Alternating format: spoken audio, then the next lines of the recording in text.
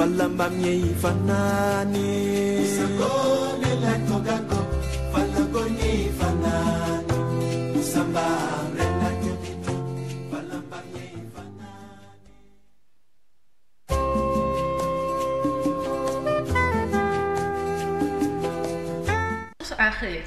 C'était dans une affaire de détournement d'engrais. Le promoteur Aziz Ndiaye et son frère Massata convoqués demain à l'origine de cette convocation. Un détournement présumé d'engrais qui a eu lieu en 2020 et pour lequel Aziz Ndiaye temps ñu jël 2 minutes suñu temps dem xool yéenekaay bi di Source A mi ni jox des informations toujours à temps. À 3,9 milliards de francs CFA ba tax na moom Aziz Ndiaye suba juumul dina wuy ji convocation bi ñu koy jox ni ki suba ci jeudi bi. Dette de plus de 400 milliards cachée par le Sénégal, le régime cogne et tempère. Après information bi nga xam ne FMI génne na ko, y a eu beaucoup de réactions de la part de nos dirigeants actuels wala boog ñi nga xam ne ñoo fare ak nguur gi ku ci mel ni Guy Marius Sagna moom li mu wax mooy Macky et ses complices doivent être jugés pour haute trahison, mais la responsabilité du FMI dans cette entreprise doit être située. Où était et que faisait le FMI pendant tout ce temps? Loolu la Guy Marius Sagna daal di wax.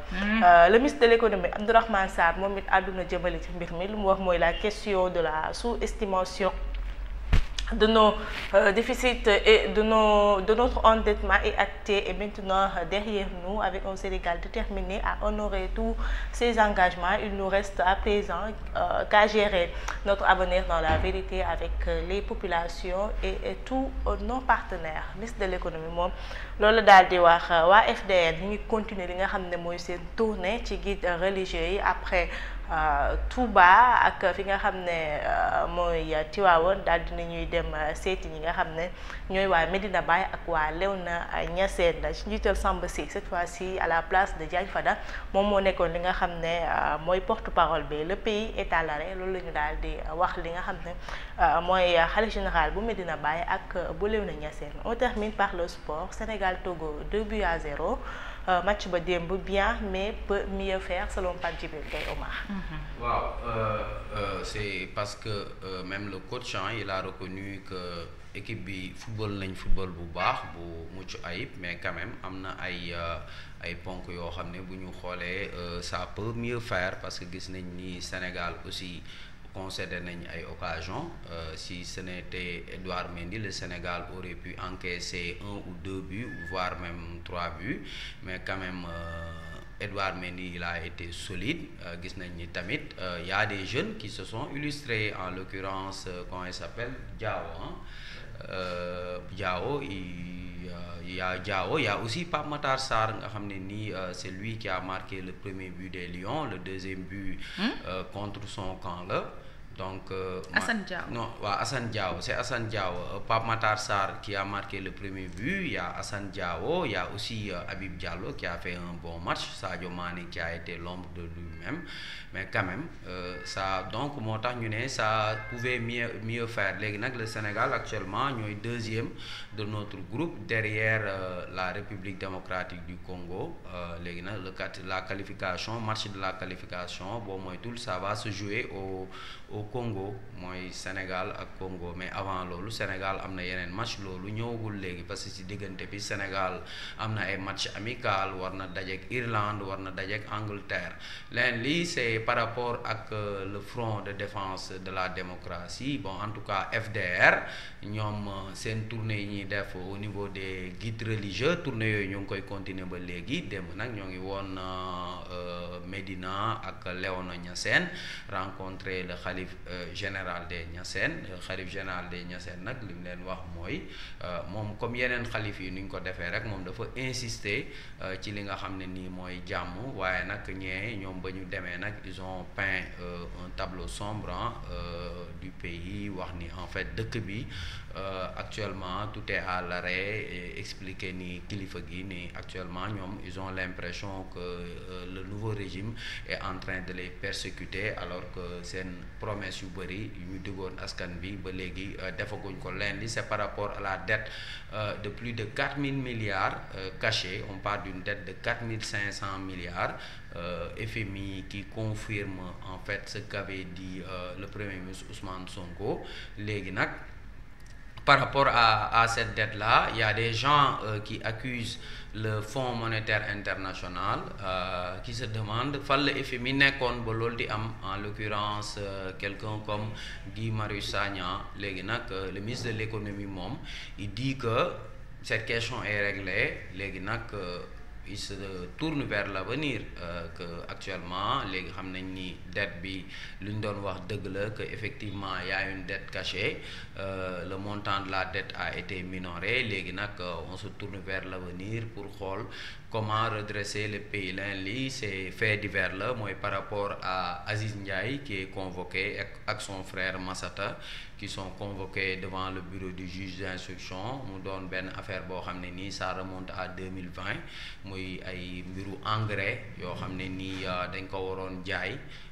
Ki nga xam ne ni moo ko waroon jaay nag cité leen si ñoom Aziz Ndiaye ne si seeni entrepôt la ko bàyyi woon. Léegi nag ñu jotoon ci ouvrir ab information judiciaire, mais dossier bi dafa jékki-jékkoon mel ni lu taxaw. Baadu moo tax Aziz Ndiaye temps yi naan ay waaw wàññeeku Pastef ak ceebu Pastef. En tout cas ce sont entre autres les sujets à la une de Source A. aca jéego ñu dem l'Observateur ñi ka li ñuy bàyyi Amadou Ba ñoom duñ boycotté fépp. L'Observateur dañoo woo Amadou fu mu ne nii. wax dëgg yàlla. L'interview vérité, jamais dans la loi interprétative on ne parle ou fait référence aux forces de défense et de sécurité, ni dans l'exposé des motifs, ni dans le texte de la loi. Certains membres de la société civile doivent avoir raison, garder et se mettre aux côtés des victimes au lieu d'essayer d'être des alliés, des commanditaires, des assassinats, des meurtres. On donnera à la justice suffisamment de moyens pour qu'aucun président, qu'aucun ministre, aucun gouvernant n'ose s'interposer dans le déclenchement des investigations et des poursuites. Voilà lii rek la waxoon ci conférence de presse bi nga xam ne wala boog point de presse bi nga xam ne doon nañ ko def. Attaque à main armée aux environs de 3h du matin dans la nuit du dimanche 24 au lundi 25 mars, l'hôtel Les Manguiers de Guerrero braqué par 15 assaillants armés de fusils de chasse. aca jéego ñu dem Tribune. Situation paradoxale à l'aéroport international de Diass. On licencie 500 pères de famille à l'AIBD, mais on aménage un salon d'honneur à 3 milliards de francs CFA selon Tribune. La convention entre salon d'honneur AIBD bi moo jar 3 milliards. waaw dañ ko doon defaraat ko. La convention entre l'ABDA et l'AIBD intervient au moment où direction et employés sont au bord de la confrontation. Pendant qu'on parle de réduction des charges, de sureffectifs et de gestion rigoureuse, le gouvernement trouve son effort près de 3 milliards pour un projet de prestige, déplore Thierno Diop.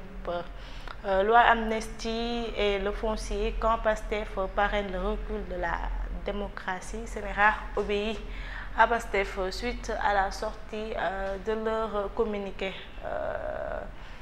Samuel Sarr kiiwam bi comment dire audience bi dañu ko reporter jusqu'à nouvel ordre à l'Assemblée nationale. L'Alliance Sauver le Sénégal rappelle à l'Assemblée les priorités contre l'abrogation partielle de l'amnistie.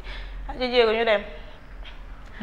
Walf Quotidien, falsification des comptes publics, les FMI enfonce Macky, soins d'écran brûlés, 3 lits d'hospitalisation pour 25 000 victimes par an. PCA du quotidien national Le Soleil, Modignan démissionne. Allez, ñu dem. Libération, braquage en pleine yow yaay booy waa jàpp nañ ko. moom lay moo yónnee yaayam xaalis. du moom de. keneen kii du moom de kii lañ doon wër kii moo nekkoon cerveau bi borom plastique yi jàpp nañ ko léegi démb. kii kan moo nekkoon cerveau bi moom kan la ci. mooy Souleymane Ba. moom moo dawoon. am moom moo dawoon Touba. waaw kooku jàpp nañ ko démb. waaw léegi nag démb cerveau bi moom lañ jàpp di kooku barki démb lañ ko jàpp journal bind ko démb. cerveau bi moom ñu ngi koy soog a jàpp ndax xam nga affaire bi 100 millions la woon léegi defe naa 75 millions yi kii moo ko yoroon. yeewaay Samba maa jot nañ ca rek. ah sûrement piégé par les enquêteurs puis cerné Souleymane Ba placé en garde à vue. waaw jàppaat nañ beneen paa ak beneen mère ndax seen doom yi à travers benn càq-càq li leen a yónnee ay fonds. waaw ñu jàppaat nañ leen benn paa ak benn mère. waaye suñu police bi nag ñoo xarañ kay. surtout man waa ji xaw naa jëlee ko jàpp. waa càq-càq bi nan lañ def ba xam ne ñoom dañoo yónneewul waa ji càq-càq. topp ñëpp suñu police bi ku leen di sàgganee da ngaa xamul rek. topp ñëpp moo tax ñii braqué Guerrero tamit ñii wéru ana ñooy braqué woon. hôtel ba Rio Baobab. Rio Baobab ñoo ngi ca kaso ba. yàlla ñii dañoo yabaate 100 millions. kii moom daa gàtt carrière 75 millions ñu jàppal. mën ngaa génn dëkk bi avant ñu la xam. yaa koy wax muy def. 75 millions doo seey. waaye ñu laa jàpp. ay jéego yu dem aywa 75 dama bari bi. yor dette cachée de 4 milliards 4000 milliards 585 après le PM Sonko et la Cour des comptes, le FMI met à nu les mensonges du régime de Macky Sall sur la dette.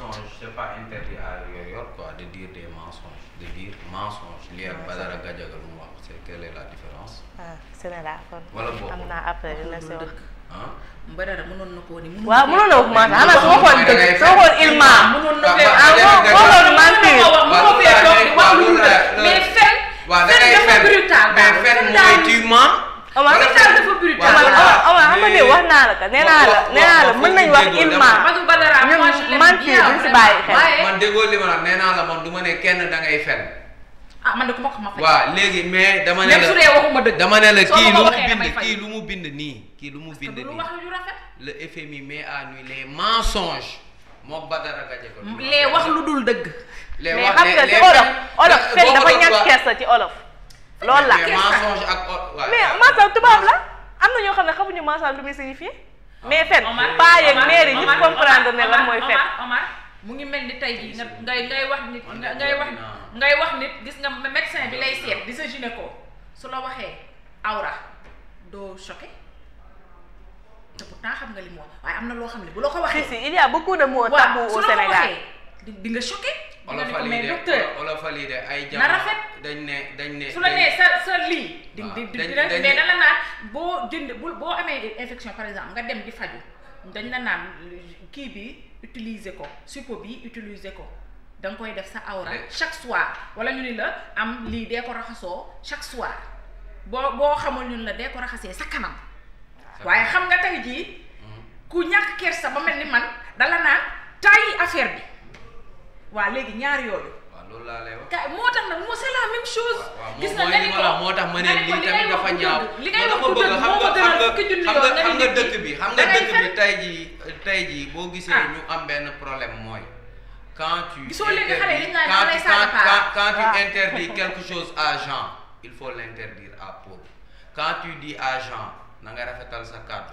waaw benn la waaye benn la mais dafa rafetal sa kàddu waaw loolu laa lay wax mensonge mooy fen tu mens man de tu mens boo ma ko waxoon damay jàpp ni danga ma offensé mais nag man sama jaayante may na ma nga ne ma tu mens ma ne zëmb ne la je mens. waaw waaye waa beneen bi bu la ko waxee beneen bi nag xool la ba ni la xib ni la Omar beneen bi wax la beneen bi ne la du ma la ko wax. waxal déedéet. waxal li ngay kii Badara. ne ma da ngay duul. non subhanallah. boobu moo gën a ñaaw fen. boobu moo gën a ñaaw. loolu bu la ko di waxee doo ko di bul ma ko waxee. si lan. waaw boobu moo la submetre. yow ñun am nañ jaayante boobu loolu nit ñi nañu yaatal seen xol. nit ñi ah nañu yaatal seen xol bu fekkee nangu ñu yaatal seen xol yaa ngi dégg la justice est là pour tout le monde ce qu'on interdit à Jean on l'interdit aussi à Paul c'est aussi simple que ça. waaw dëgg la waaye nag dëgg nag na rafet rek ma ne ko ca na rafet rek du dëgg.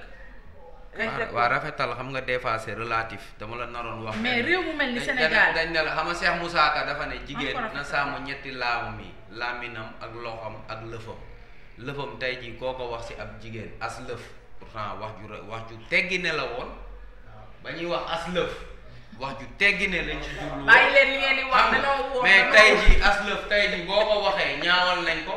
c'est que des fois. non tey jii boo jigéen boo si taxaw ne ko sa. Omar waaw mais nag seen bu mu jëm kaw de.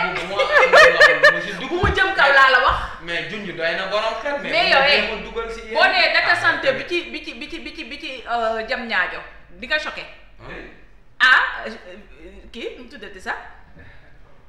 voilà léegi nag utiliser li ma njëkk a premier mot bi ma njëkk a utiliser waaw léegi utiliser le premier mot mais loolu yéen techniciens yi da ngeen koy wax mais léegi utiliser ko nga wax ko jigéen. boo xam ne sequ leen dara mais day xeex ak yow. citation te pourtant moo la direct citation la. moo tax kàddu day rafet. waaw nañ ko yemale daal nañ ko yemale. na rafet loolu bu amee rek yemale na rafet. non mais dama ne la gis nga justice. lan mooy créer tey révolte mooy. boo teree dara na ci ñëpp yem tey jii Badara Gadiaga bu nee tu mens à la télé nga sanctionné ko keneen. wax ko kenn du ko fi sanctionné non par exemple quoi. après kenn du ko def parce que dañuy ne. parce que génnal ci man teel na dama. man li may wax c'est clair mais. bàyyi daal kenn rek moo fi wax ay mots yooyu te dara du ko toog muy Ahmed Khalifa Niass sinon keneen ko moom dañ ko amee dañ koo baal. def yàlla baal ko mag buur la. man nee na day jàngale. ko moom mooy wax ay waxam te dara du ko toog.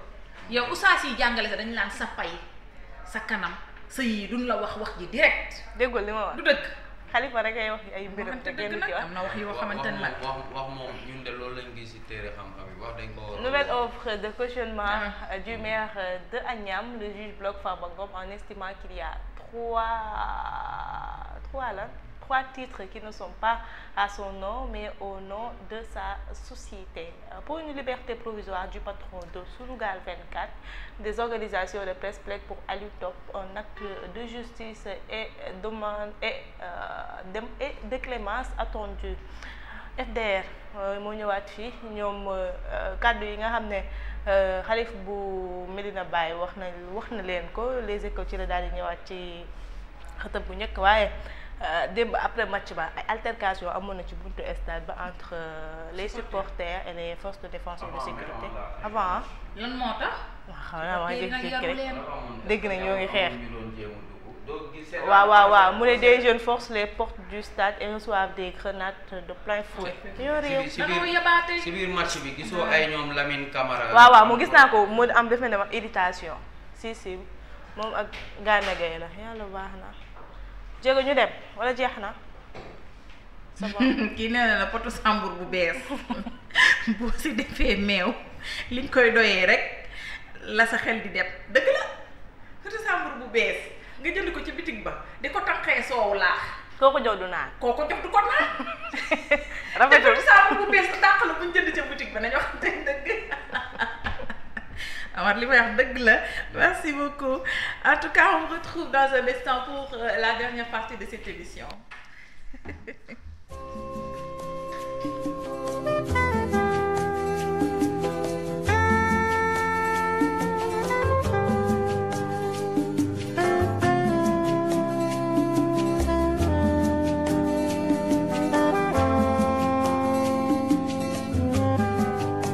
Kusagol la tungango falangor nyei fanani